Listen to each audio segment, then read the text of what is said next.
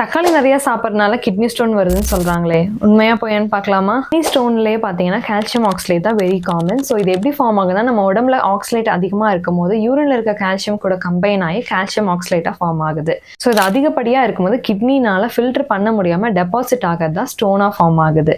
இதுக்கும் தக்காளிக்கும் என்ன சம்பந்தம்? என்னவா இருக்கும்? எனக்கு என்ன தெரியும்?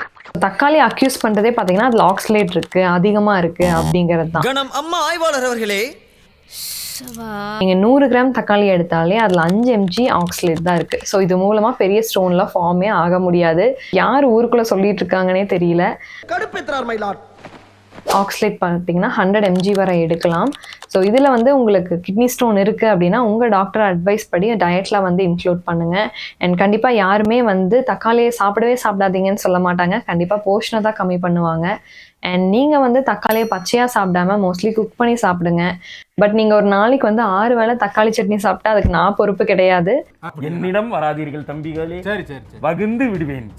நெக்ஸ்ட் வீடியோவில் வந்து எந்தெந்த ஃபுட்ஸ்லாம் ஆக்சலேட் அதிகம் அண்ட் எப்படி கிட்னி ஸ்டோனை ப்ரிவென்ட் பண்ணலாம் அப்படின்னு பார்க்கலாம். ஸோ கண்டிப்பாக ஃபாலோ பண்ணுங்கள். அப்போ தான் உங்களுக்கு அந்த நெக்ஸ்ட் வீடியோ வரும். அண்ட் பாய்.